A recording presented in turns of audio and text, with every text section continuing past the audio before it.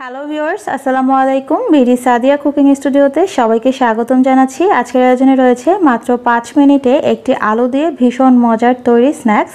এই স্ন্যাক্সটা তৈরি করা খুবই সহজ আর খেতে অনেক বেশি মজার হয়। ছোট বড় সবাই খুব বেশি পছন্দ করে। আশা করছি আমার আজকের রেসিপিটি সবার ভালো লাগবে। তাহলে চলুন দেখে নিচ্ছি কিভাবে এই ইজি স্ন্যাক্সটি তৈরি করতে হয়। স্ন্যাক্স তৈরির জন্য এখানে আমি বড় সাইজের একটা আলু সেদ্ধ করে খোসাটা ছাড়িয়ে নিয়েছি। এবার আলুটা ভালো করে ম্যাশ করে নিচ্ছি। আলুটা ম্যাশ করা হয়ে গেছে। এবার দিয়ে দিচ্ছি হাফ চামচ পরিমাণ লাল মরিচের গুঁড়ো, হাফ চামচ পরিমাণ কালো গোলমরিচ গুঁড়ো, হাফ চামচ পরিমাণ অরিগানো দিচ্ছি, পরিমাণ মতো লবণ দিয়ে দিচ্ছি। লবণটা কিন্তু একটু বুঝিয়ে দিতে হবে। 1/4 কাপ পরিমাণে কর্নফ্লাওয়ার দিয়ে দিচ্ছি। কর্নফ্লাওয়ারের পরিবর্তে এখানে আপনারা চাইলে ময়দাটাও ব্যবহার করতে পারেন। এবার সবগুলো উপকরণ আলুর সাথে মেখে নিয়েছি।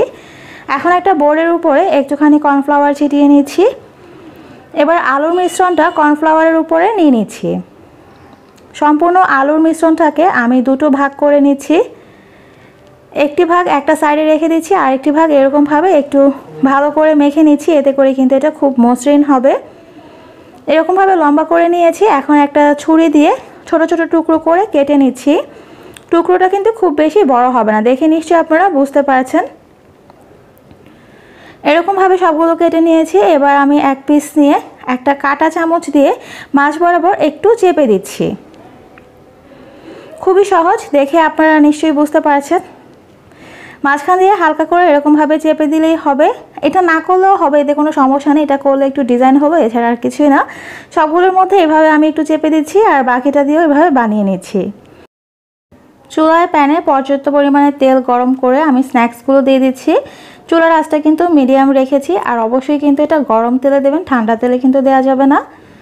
মিডিয়াম আছে 3 থেকে 4 মিনিটের মতো লাগবে ভাজা হতে।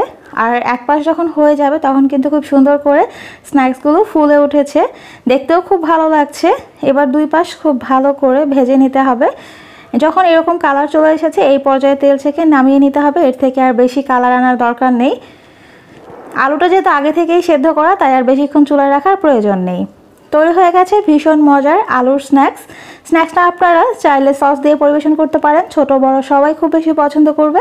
আশা করছি আমার আজকের রেসিপিটি সবার ভালো লেগেছে। এত সহজ একটা রেসিপি চাইলেই কিন্তু ফ্রেন্ড অ্যান্ড ফ্যামিলির সাথে শেয়ার করতে পারেন। আর যারা এখনও চ্যানেলটি সাবস্ক্রাইব করেনি তারা প্লিজ চ্যানেলটি সাবস্ক্রাইব করে ফেলবেন। এতে করে আমার পরবর্তী রেসিপির আপডেট সবার আগে পেয়ে যাবেন। আজকে এই পর্যন্তই। সবাই ভালো থাকবেন, সুস্থ থাকবেন। আল্লাহ হাফিজ।